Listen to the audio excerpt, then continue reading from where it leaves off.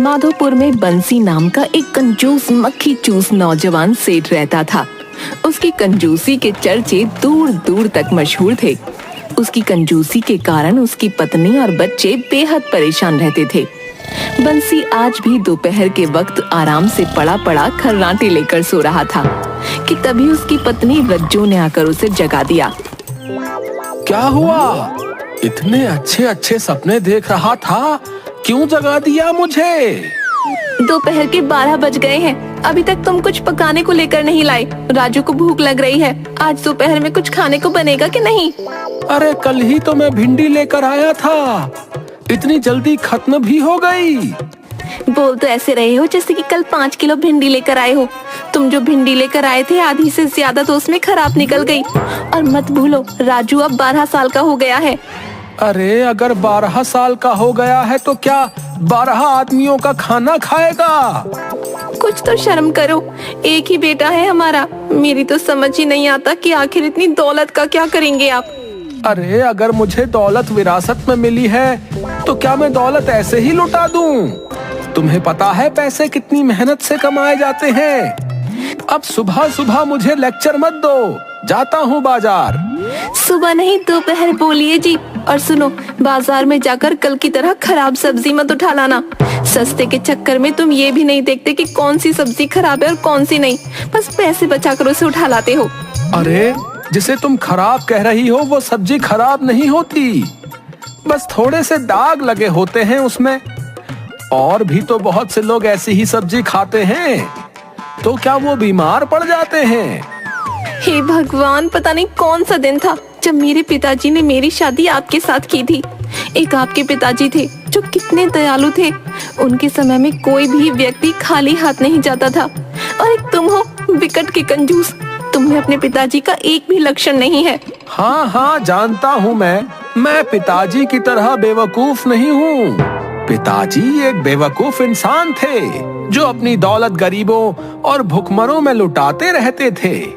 पर मैं अक्लमंद हूँ, मैं पैसे बहुत सोच समझकर खर्च करता हूँ। ठीक है, अब मैं आपसे बहस नहीं करना चाहती। जल्दी बाजार जाइए और सब्जी लेकर आइए, राजू भूखा है।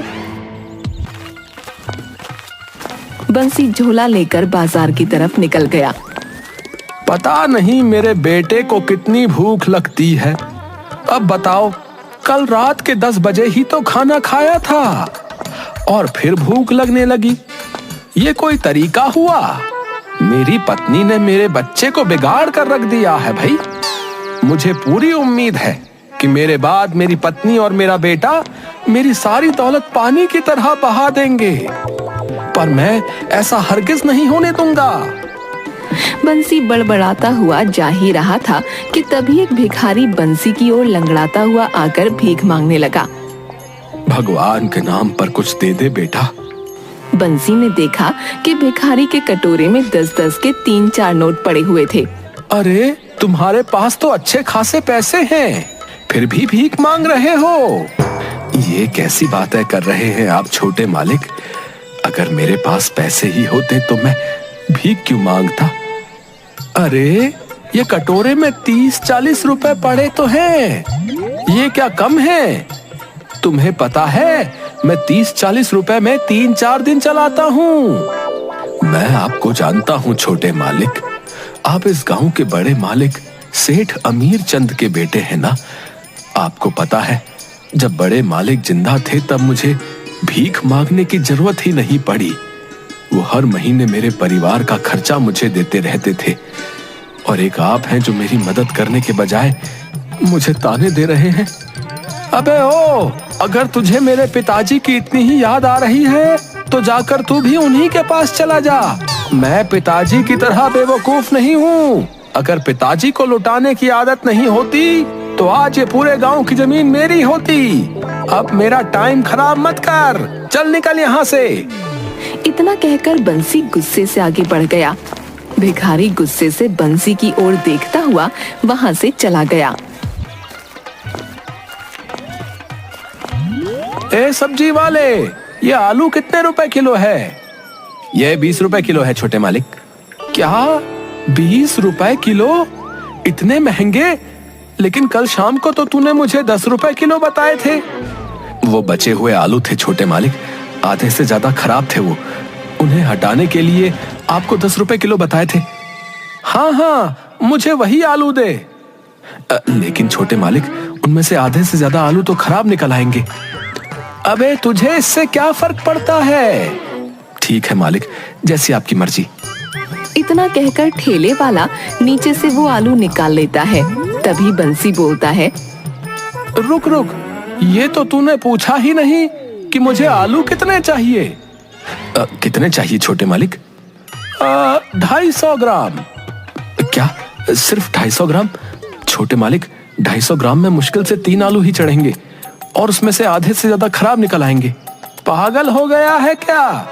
मैं पूरे दिन 10 रुपए की सब्जी खरीद कर अपने घर के लिए ले जाता हूँ। मुझे लेक्चर मत दे। चल जल्दी से, जितना मैं कहता हूँ बस उतना ही निकाल। बंसी की बात पर सब्जी वाले को गुस्सा तो बहुत आता है, लेकिन वो गुस्सा दबा कर रह जाता है।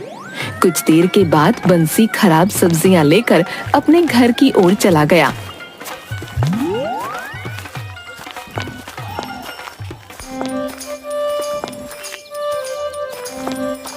सब्जी देखकर उसकी पत्नी रज्जो का पूरी तरह से मूड खराब हो गया।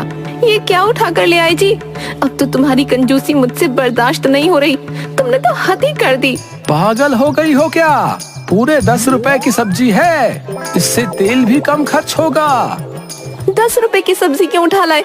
10 रुपए का चाकू खरीद कर हम दोनों के गले काट दो। तुम अकेले ही रहना, तुम्हारे बहुत पैसे बचेंगे। चाकू खरीदने के लिए भी पैसे क्यों खर्च करूं? रसोई में पड़ा तो है ना। हे भगवान, मैं इस आदमी का क्या करूं? जाओ, नहीं बनाऊंगी सब्जी। मैं भी भूखी रहूंगी, तुम्हारा बेटा भी भूखा रहेगा।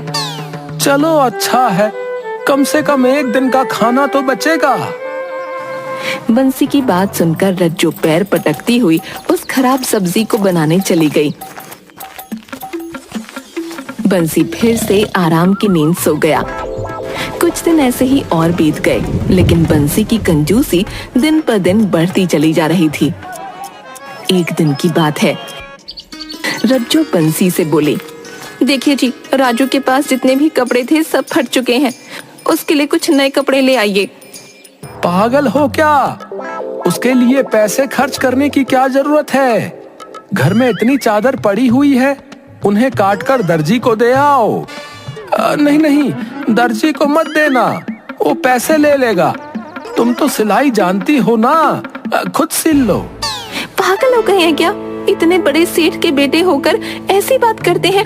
हमारा बेटा राजू क्या घर की पुरानी फटी हुई चादरों के बने कपड़े पहनेगा? आपको नहीं लगता कि उससे कितना मजाक बनेगा उसका? कोई मजाक नहीं बनेगा। मुझे देखो, पिछले 3 साल से यही बनियान और यही पजामा पहना हुआ हूँ। किसी की हिम्मत है कि मुझे कुछ कहे? और राजू के कपड़े मैंने पिछले साल ही तो बनवाए थे। राजू की उम्र बढ़ती हुई है। तुमने जो कपड़े बनवाए थे वो फट भी गए हैं और छोटे भी हो गए हैं। मत भूलो कि राजू अभी बच्चा है।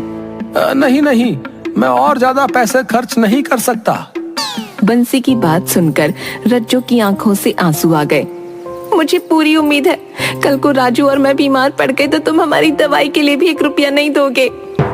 अरे पहले के लोग जब बीमार पड़ते थे तो क्या दवाई से ठीक होते थे? जंगल की जड़ी बूटियां खाकर ही मुफ्त में ठीक हो जाते थे। ये तो आजकल के डॉक्टरों के चोचले हैं पैसे बनाने के लिए। मैं सब जानता हूँ, मुझसे ज्यादा अक्लमंद कोई नहीं है। बस बहुत हो गया, इससे ज्यादा मैं तुम्हें बर्दाश्त नहीं कर सकती। पत्नी होने के नाते तुम्हारी जितनी सेवा करनी थी मैंने कर ली।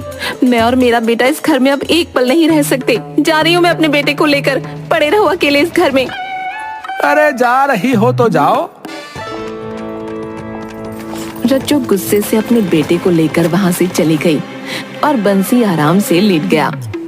अच्छा हुआ चले गए दोनों।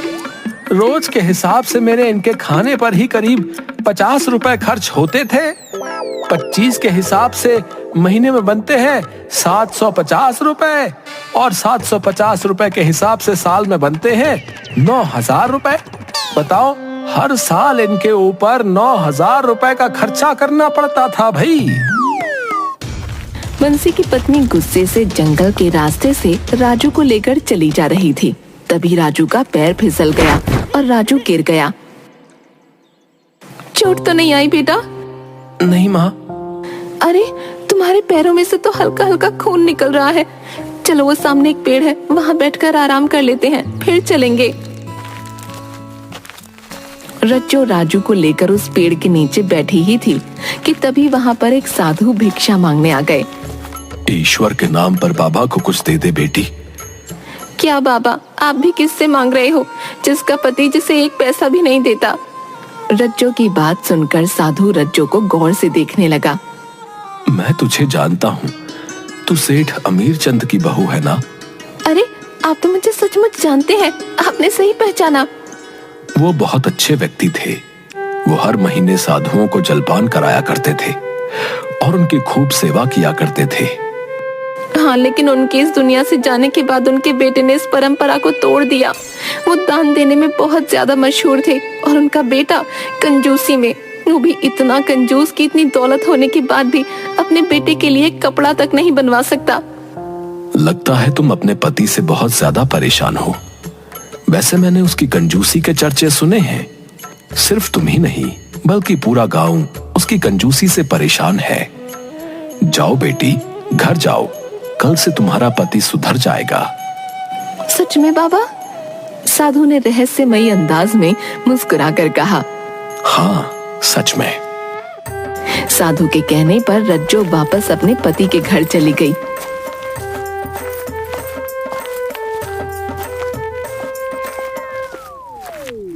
उसका पति बंसी अभी भी सो रहा था।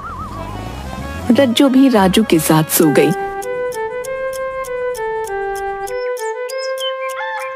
सुबह के वक्त किसी ने बंसी के घर का दरवाजा खटखटाया। रज्जो ने दरवाजा खोल दिया, मगर सामने खड़े हुए व्यक्ति को देखकर रज्जो बुरी तरह से हैरान रह गई। उसने देखा दरवाजे पर उसके ही पति का हमशक्ल खड़ा हुआ मुस्कुरा रहा था। दैया रे दैया, तुम तो अंदर सो रहे थे। क्या एक ही रात में कंजूसी के साथ साथ जादूगरी भी सीख ली तुमने? मुझे अंदर आने के लिए नहीं कहोगी भाभी? भाभी, पर मेरा तो कोई तेवर नहीं। पहले मुझे अंदर तो आने दो, उसके बाद बैठकर बात करते हैं। उस व्यक्ति के कहने पर रज्जो वहां से हट गई। बंसी सो रहा था। जुड़वा तो मैंने बहुत देखे हैं, लेकिन तुम तो हूबहू बिल्कुल मेरे पति की शक्ल के हो। मेरा नाम चंदू है भाभी, मैं आपका देवर हूँ और बंसी का जुड़वा भाई। इतना कहकर चंदू ने बंसी को सोते से उठा दिया। अरे तुम तो अपने घर चली गई थी, फिर वापस क्यों आ गई? आंखें खोलो भैया, मैं हूँ तुम्हारा जुड़वा भाई। अपने घर में किसी आदमी की आवाज सुनकर बंसी उठकर बैठ गया, मगर सामने अपने हमशक्ल को देखकर वो बुरी तरह से हैरान होकर बोला। कौन है तू? तुम्हारा जुड़वा भाई है। मेरा जुड़वा भाई पागल हो गया है क्या? मैं अपने पिताजी की इकलौती संतान हूँ, मेरा कोई भाई नहीं है। नहीं भैया, आपको कोई गलतफहमी हुई है। पिताजी ने कभी आपको इस बारे में बताया नहीं। पिताजी ने मुझे बचपन से ही यहाँ से अलग रखा था, पर कुछ दिनों पहले ही मुझे पता चला कि पिताजी अपनी सारी जायदाद मेरे नाम कर गए, इसलिए मैं तुरंत दौड़ा चला आया यहाँ। तेरा दिमाग तो ठीक है। अरे सारी दौलत मेरी है, तू जरूर कोई बहरूपिया है जो मेरी दौलत लूटने आया है। ऐसा नहीं है बंसी भैया, मेरे पास जायदाद के सारे कागजात हैं। इतना कहकर चंदू ने अपने बैग से कुछ कागजात निकालकर बंसी के सामने रख दिए। ये देखिए, इसमें इस वसीयतनामे में पिताजी के हस्ताक्षर हैं। पिताजी बहुत ज्यादा दयालु थे बंसी भैया, और मैं भी उन्हीं पर गया हूँ। अब मैं ये सारी दौलत सारे गांव में बांट दूंगा। पिताजी की आत्मा को शांति मिलेगी। क्या खाक शांति मिलेगी? मान ना मान, मैं तेरा मेहमान, मैं तुझे जानता तक नहीं, और ये कागज ये फर्जी है। चंदू और बंसी आपस में बुरी तरह से झगड़ा करने लगे। बंसी मानने को तैयार ही नहीं था कि चंदू उसका भाई है। ये सारा नजारा हैरत से राजू और रज्जो देख रहे थे। बात इतनी बड़ी थी कि उन दोनों को गांव के मुखिया के पास जाना पड़ा। सारा गांव वहां पर मौजूद था और उन दोनों भाइयों को हैरत से देख रहा था। मुखिया वसीयतनामा देखकर बंसी से बोले, वसीयत में तेरे पिताजी के यानी सेठ अमीर चंद के हस्ताक्षर हैं। इसकी शक्ल जो है हूबहू तुझसे मिलती है। कानून के मुताबिक जो है यही सारी संपत्ति का मालिक है। ये कैसी बातें कर रहे हैं आप मुखिया जी? अरे मैं कोई अपनी तरफ से नहीं कह रहा हूँ बंसी। अरे इसके पास सारे कागजात हैं और वो सब असली हैं, समझे? और अब इसकी मर्जी है कि ये उस दौलत को दान करे या अपने पास रखे या फिर तुम्हें दे दे, समझे? मुखिया जी, आप तो मेरे पिताजी को जानते थे कि वो कितने दयालु थे। जब वो जिंदा थे तब गांव में कोई भी व्यक्ति भूखा नहीं सोता था। और मेरे भाई की कंजूसी के बारे में तो सारा गांव जानता है। ये तो अपने पत्नी और बच्चे को भी भूखा रखता है। वैसे तो मैं सारी दौलत इन्हें दे देता, लेकिन इसकी कंजूसी के कारण मैं ऐसा नहीं कर सकता। मुझे पूरी उम्मीद है कि पिताजी की आत्मा को बहुत तकलीफ होती होगी, इसलिए मैं सारी दौलत और जायदाद गरीबों में दान कर दूंगा। चंदू की बात सुनकर बंसी चंदू के कदमों में गिरकर बोला, ऐसा मत करो भाई। अगर तुम सारी जायदाद और सब कुछ दान कर दोगे तो मेरी पत्नी और बच्चे का क्या होगा? उनको तो वैसे भी तुमने बहुत परेशान रखा हुआ है, वो कहीं ना कहीं गुजारा कर लेंगे।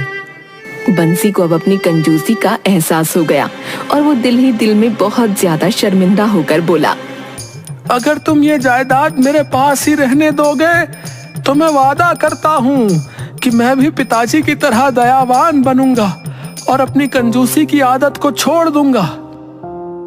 बंसी ने इतना बोला ही था कि तभी एक रोशनी हुई, चंदू के चेहरे पर चमकी और देखते ही देखते चंदू उसी साधु में परिवर्तित हो गया जिस साधु से बंसी की पत्नी की मुलाकात हुई थी। ये देखकर बंसी की पत्नी रज्जो हैरत में पड़ गई। तेरी आंखें बता रही हैं कि तुझे अपनी गलती का पश्चाताप है। ये सारा नाटक मैंने तुझे सुधारने के लिए किया था ताकि तेरी आंखें खुल जाएं। रज्जो तुरंत साधु के पैरों पर गिरकर बोली, साधु महाराज, मुझे नहीं मालूम था कि आप इतने पहुंचे हुए साधु हैं। मैं कोई मामूली साधु नहीं हूँ बेटी, बल्कि मायावी साधु हूँ। तेरी आंखों की उदासी मुझसे उस वक्त देखी नहीं गई। मैं वादा करता हूँ साधु महाराज कि अब मैं कभी भी कंजूसी नहीं करूंगा, हाँ, और अपने पिताजी की तरह बनकर दिखाऊंगा। बंसी की बात सुनकर साधु मुस्कुराता हुआ वहां से गायब हो गया और उस दिन के बाद से बंसी अपने पिताजी की तरह दयावान हो गया और उसकी कंजूसी की आदत खत्म हो गई।